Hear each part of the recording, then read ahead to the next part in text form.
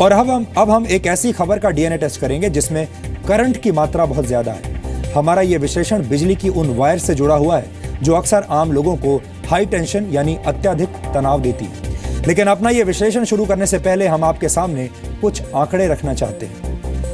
2010-2011 में 3,392 मौतें, सन 2011 और 2012 में 3,056 मौतें, सन 2012-2013 में 4,099 लोगों की मौत और सन 2013 और 14 में 4,933 लोगों की मौत।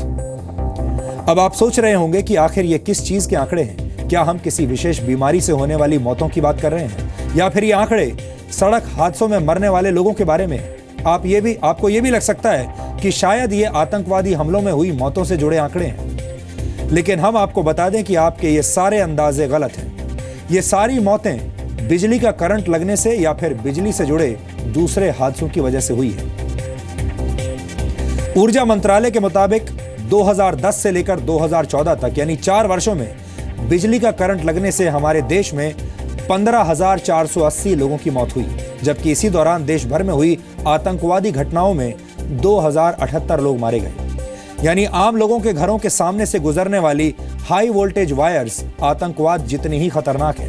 फर्क सिर्फ इतना है कि हम आतंकवादियों को अपने घर में घुसने नहीं देते, जबकि सिस्टम के कमजोर खंभों से झूलती हुई ये हाई टेंशन और हाई वोल्टेज वाली तारें आपके और हमारे घरों को रोशन करती हैं।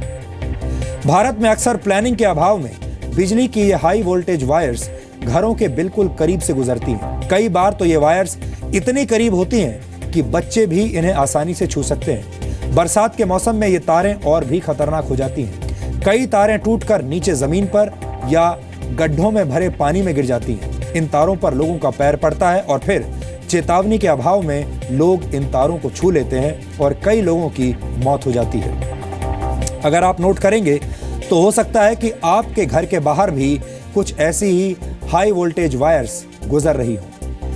भारत में हाई टेंशन तारों में 650 वोल्ट से लेकर 33,000 वोल्ट तक का करंट दौड़ता है। इतना करंट किसी की भी जान ले सकता है, यानी इन वायर से जितना दूर हो सके उतना दूर रहना चाहिए। लेकिन भारत में ऐसा नहीं होता।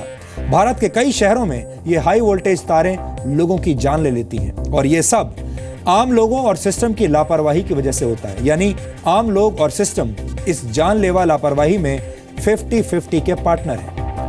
आज हमने भारत में आम आदमी की सुरक्षा को तार-तार करने वाली इन्हीं हाई टेंशन और हाई वोल्टेज वायर्स का एक डीएनए टेस्ट किया है। हमें उम्मीद है कि हमारा ये विश्लेषण देखकर आप आम लोगों के साथ साथ सिस्टम को भी 440 वोल्ट का झटका लगेगा और सब होश में आ जाएंगे।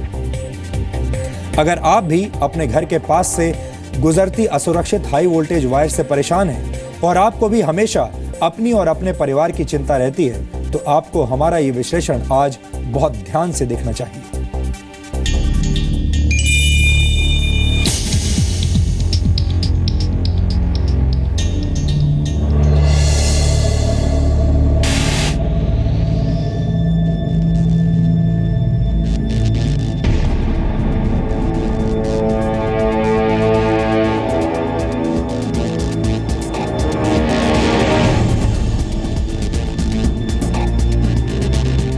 देश की राजधानी दिल्ली में हजारों लोगों की सुरक्षा को तार-तार कर रही है एक हाई वोल्टेज लापरवाही।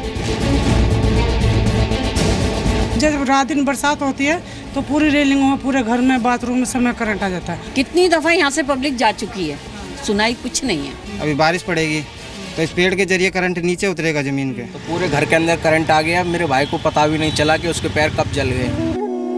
ये तस्वीरें देखकर आपके मन में भी गुस्से का करंट दौड़ने लगेगा।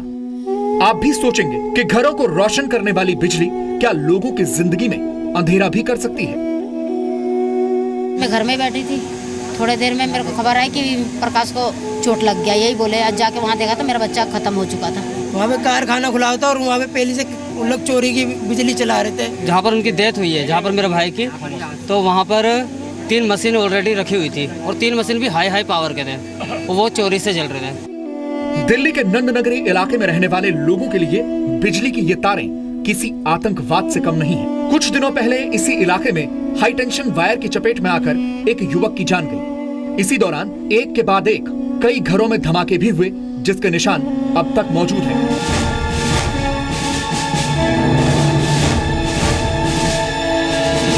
जो ब्लास्ट हुआ है इलेक्ट्रिक शॉक लगने के बाद, आप यहाँ पर देखेंगे उसका इम्पैक्ट कितना ख़राब था।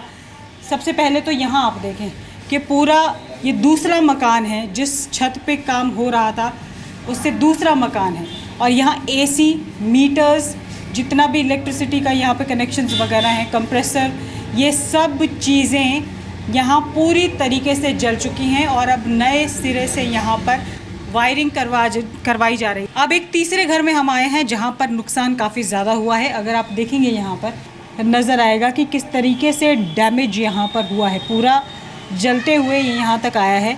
और फिर ये जो ट्यूबलाइट आप देख सकते हैं इस तरफ, इसमें भी ब्लास्ट हुआ है और ये पूरी ट्यूबलाइट गिर कर नीचे आई है और यहाँ जो घर का बेटा था उस बेटे के बाजू पे लगी है।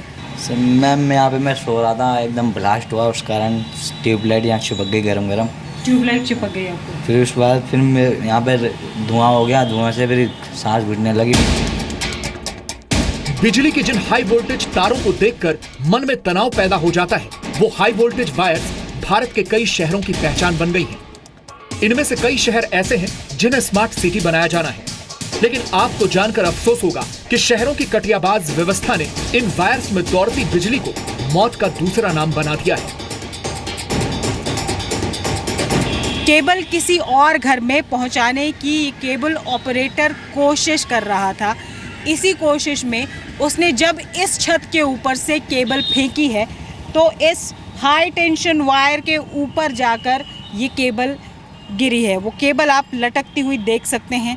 जैसे ही केबल वहाँ गिरी और करंट पास हुआ इस केबल में से, और यहाँ पर जो केबल ऑपरेटर था जो वायर फेंक रहा था वो पूरी तरह से जल गया और उसकी स्पॉट पे ही मौत हो गई। हाँ, एक बार ये लाइन वायर टूट के नीचे गिर गई थी। हाँ। तो इस पूरे इलाके की जितने भी टीवी और फ्रिज थे वो सारे फूक गए थे।